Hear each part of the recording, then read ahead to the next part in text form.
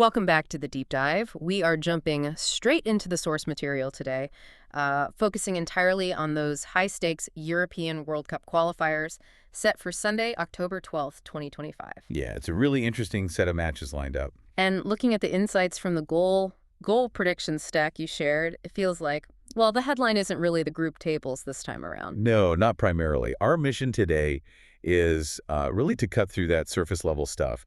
We need to analyze the key predictions, sure, but also the group implications, and most importantly... the injury reports. Exactly.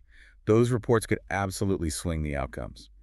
We're looking at how confirmed lineups and absences stack up against those predictions, especially the over-unders. Okay, so we've got three main matchups to unpack then. Netherlands versus Finland in Group G, that looks dramatic. Then there's Croatia versus Gibraltar in Group L, seems more straightforward. On paper, yes. And finally, Denmark versus Greece in Group C, which feels like a proper contest. A much tighter affair, definitely. Right, let's kick off with the Dutch, though. Group G. Okay, Group G, let's set the scene. The Netherlands, they're sitting pretty comfortably at the top, right? First place, 10 points from 5 games. Yeah, they're in a good spot. Finland, though, they're way down in fourth, only 3 points from their 5 games. So the context kind of writes the prediction, doesn't it? It really does. And the source agrees, predicts a strong Netherlands home win. 3-0. 3-0. Okay. And the over-under? Over 1.5 goals, which, well, feels almost guaranteed with a 3-0 scoreline. True. And player news for the Dutch. Depay's back. That's huge for their attack. Massive boost. They are missing Timber in defense, which is, a loss, but having to pay back probably outweighs that significantly for this game. Okay, so the Dutch look strong, favorites. But what's the story with Finland? The source mentioned injuries. Oh, yeah. This is where it gets really interesting. Finland's been hit hard. They're missing key midfielders Schiller and Meaton in or out. But the really big one, the absolute hammer blow. Go on. Their starting goalkeeper, Lucas Radecki. He's out injured. Ooh, the keeper. Right. That's the detail that jumped out at me, too. But here's the question, then. The prediction is already a dominant 3-0 win for the Dutch.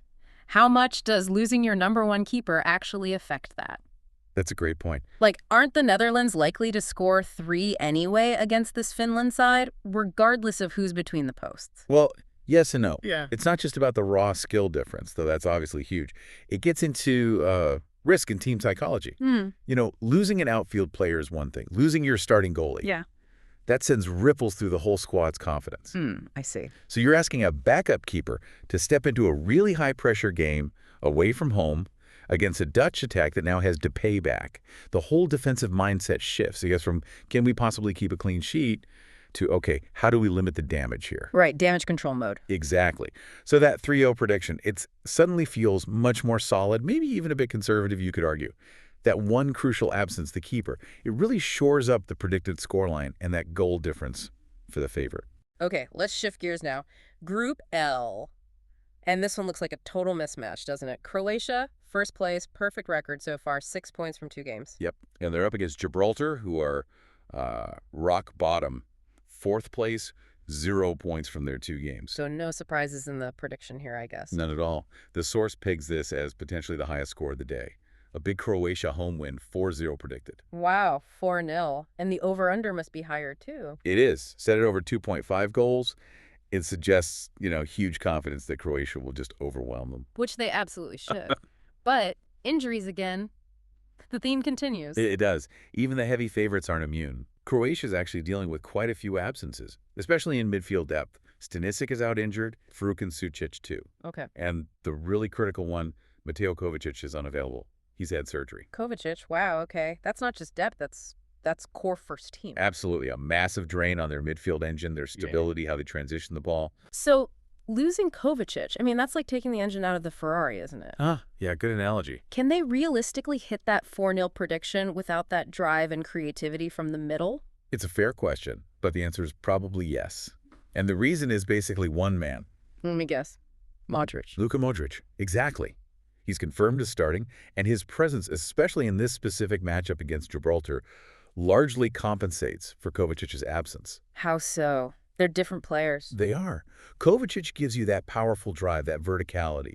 Modric gives you absolute control, tempo, precision passing against a team like Gibraltar, who you expect to sit really deep, defend in numbers. That control and precision for Modric is arguably more crucial. Okay, probing rather than punching through. Precisely.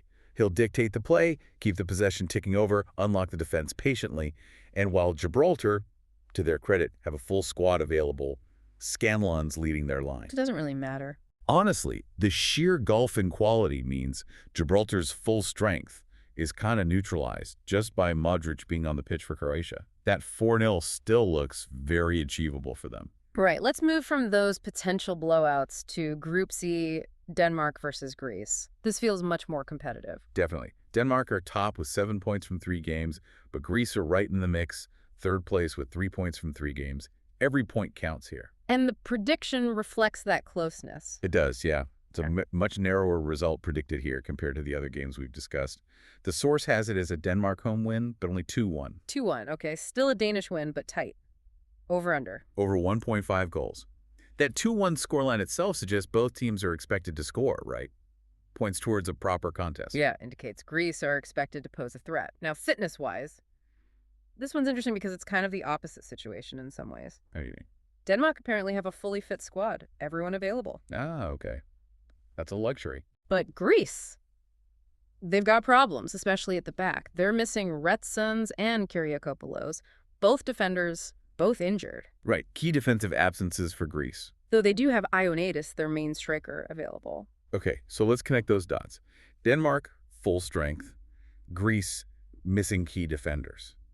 That 2-1 prediction makes perfect sense now. Explain that link. Well, if Greece had their first choice defense, maybe they could frustrate Denmark, sit back, absorb pressure, maybe grind out a 0-0 or a 1-1 draw, or even nick a 1-0 win. Right, keep it tight. But because they're weakened defensively, missing Retsons and Kyriakopoulos, the prediction leans towards Denmark having enough to breach them, probably twice. And the 1 for Greece in the 2-1. That comes from Ioannidis being fit and available up front.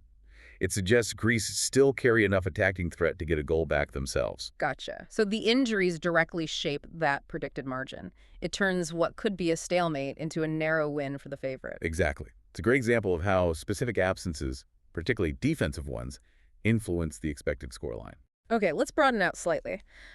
There are a couple more examples in the source stack that really hammer home this theme. The impact of key player availability or unavailability. Sure. First, back in Group L, there's Czech Republic away to the Faroe Islands. Right. Czech Republic are heavily favored, predicted 0-2 away win, over 1.5 goals.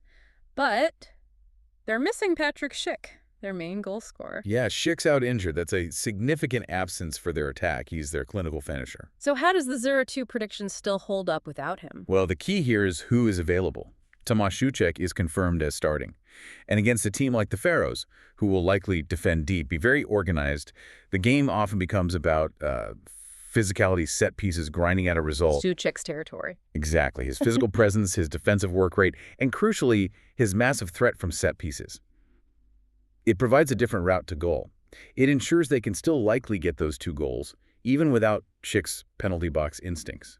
It's pragmatic compensation. Okay, that makes sense. And one more quick one, Group G again. Lithuania versus Poland. Poland are third. Need the points.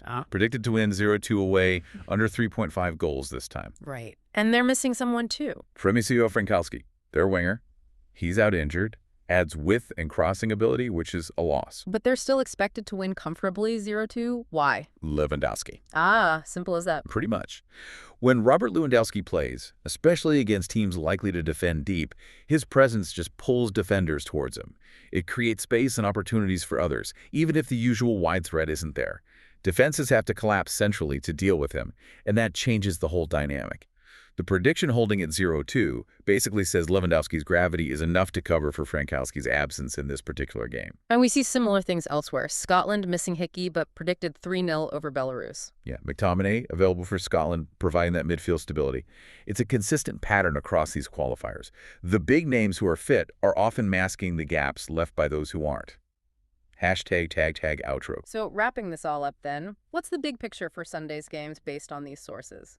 It feels like the main story isn't really about potential upsets on the scoreboard. No, probably not. It's more about how these favored teams, Netherlands, Croatia, Denmark, are managing some pretty significant injury lists. Exactly. They're still favorites, rightly so, but their predicted scores, those margins of victory, even the over-under lines, They're being directly shaped by who's available and who's stuck in the physio room. The strain is showing, even if the results are expected to go their way. Yeah. And from all this, the key takeaway for you listening is really about understanding what full squad actually means in context. It's relative, isn't it? Gibraltar technically have a full squad, but they're still expected to lose 4-0 to a Croatia side missing 4 players. Good point.